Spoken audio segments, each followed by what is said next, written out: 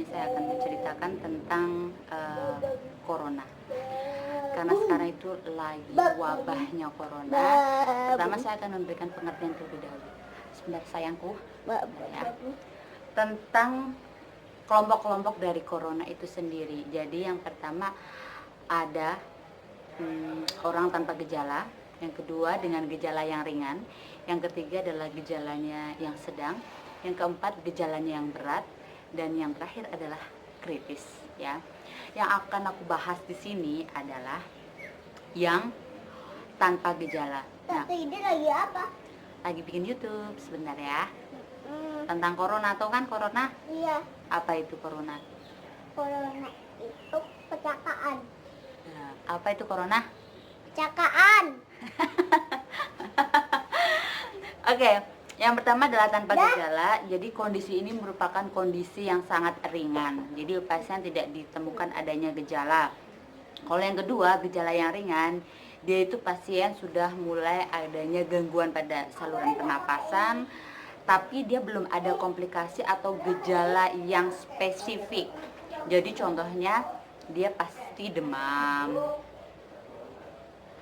terus batuk, atau dia mulai ada dahaknya gitu, terus dia nggak nafsu makan, dia lemes, kemudian dia nyeri otot, sakit tenggorokan, sesak, sakit kepala juga, hidungnya mulai bumpet, ya, jarang. Nah, atau yang paling jarang itu pasiennya adalah diare atau mencret. Nah, pasien yang usia tua atau yang dia sudah ada gangguan sistem imun, biasanya gejalanya sih belum khas banget. Jadi yang kedua itu pasien yang gejalanya itu ringan atau yang belum ada komplikasi. Nah, ini sudah termasuk yang kategori kedua. Sekarang kategori yang ketiga ya. Yang ketiga itu sudah termasuk yang sedang. Nah, di sini biasanya pasiennya remaja atau dewasa, dia sudah ada gangguan dengan pneumonia, tapi pneumonianya itu belum berat. Nah, di sini butuh kayak oksigen atau suplemen, terus juga kalau ada keluhan seperti batuk, dia juga perlu minum obat batuk. Gitu. Ya nggak? Kamu tahu corona nggak? Corona. Sini. Nah, kamu tahu corona nggak? Corona. Adalah penyakit apa itu? Corona.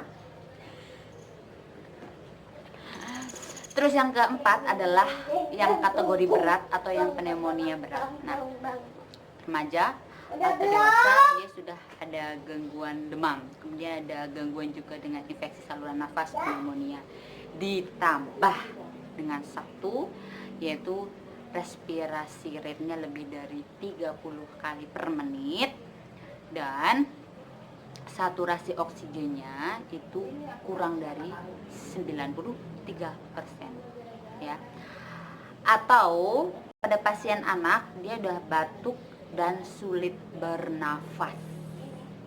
Nah, ditambah setidaknya ada salah satu, biasanya anak-anak udah mulai sianosis, kemudian saturasi oksigennya kurang dari 90, dan dia sudah, kalau nafas itu udah ada tarikan itu loh, tulang bagian ini dada. Terus juga tanda pneumonia berat, jadi dia sudah nggak mau menyusui, dia juga nggak mau minum, terus dia juga penurunan kesadaran serta kejang. Nah, ini ada beberapa kriteria kalau yang pneumonia pada anak ya. Tarikan dinding dada atau jumlah nafasnya itu dia kurang, itu lebih dari 60 kali per menit, tapi untuk yang usia 2 bulan. Nah, gimana kalau yang untuk usia 2-11 bulan, dia jumlah nafasnya dalam 1 menit itu adalah lebih dari 50 kali per menit. Kalau anak-anak yang usia 1-5 tahun itu jumlah nafasnya lebih dari 40 kali per menit, dan kalau yang lebih dari 55 tahun, dia jumlah saluran nafasnya dalam 1 menit lebih dari 30 kali per menit. Nah, yang dimaksud yang terakhir, kategori yang terakhir itu namanya krisis. Krisis itu adalah pasien dengan gagal nafas atau ARDS. namanya acute respiratory distress syndrome, atau dia shock sepsis, atau dia multiple organ failure misalkan kan. Sekarang yang akan aku jelaskan adalah OTG. Kalian sering dengar kan dengan istilah OTG, orang tanpa gejala. Nah, yang perlu kita ketahui, orang tanpa gejala mungkin dia sudah terpapar virus corona, cuman karena sistem imun yang sangat baik, sangat maksimal, sangat cukup gitu kan, jadi dia tidak ada gejala. Jadi apa yang harus kita lakukan gitu kan? Yang pertama, isolasi dan pantau. Jadi selama 14 hari stay at home, di rumah saja. Kemudian bisa juga kalian lapor kepada FKTP terdekat di puskesmas kalian by telepon. Terus kontrol aja selama 14 hari by telepon, kondisinya tidak ada masalah, tidak ada keluhan gitu kan, by telepon. Nah, obatnya yang pertama non farmako, yang nggak perlu pakai obat dulu sih. Jelas kalian punya termometer kan, kalian ukur aja setiap 1 hari itu dari jam 7, kemudian jam 12, dan yang terakhir jam 19 malam ya, 3 kali diukur. Oke, selanjutnya selalu menggunakan masker ya kalau kalian mau keluar, walaupun kalian gak ada gejala, pakai masker. Terus yang ketiga, cuci tangan dengan menggunakan sabun atau pakai sanitizer juga boleh. Terus jaga jarak, physical distancing selama jaraknya 1 meter dengan keluarga. Kalau bisa jangan tidur satu kamar dengan anggota keluarga yang lain, bisa kamar. Terus yang ketiga, alat makan juga segera dicuci dengan sabun. Berjemur juga pada matahari sekitar 10-15 menit di pagi hari, paling bagus sih jam 8 sampai jam 10 ya. Terus pakaian sebaiknya dimasukkan dalam kantong plastik, segera dicuci, dan terpisah cucinya dengan keluarga yang lain. Yang terakhir, segera konfirmasi dengan FKTP atau puskesmas kalian kalau suhu kalian tuh lebih dari 38 derajat Celcius. Selanjutnya untuk lingkungan kamar, jadi ventilasinya harus cukup, jadi jendelanya dibuka ya, jangan terlalu pengap. Kemudian cahaya udara kalau bisa diusahakan masuk. Terus kalian juga harus selalu membersihkan alat pelindung diri kalian, masker, kemudian pakai kacamata yang sekarang lagi ngetren tuh kacamata Google. Terus cuci tangan juga dengan sabun, sanitizer, itu alat-alatnya penting. Dan bersihkan kamar dong setiap hari, sapu, pel, rapikan. Untuk yang keluarga, bagi keluarga yang ada kontak erat dengan orang tanpa gejala ini, terus tiba-tiba orang keluarga tersebut dia emang punya komorbiditas atau penyakit lain seperti diabetes atau penyakit jantung dan mulai ada keluhan, segera lapor pada FKTP atau puskesmas atau periksa ke dokter ya. Terus habis itu jaga jarak dong, otomatis 1 meter ya.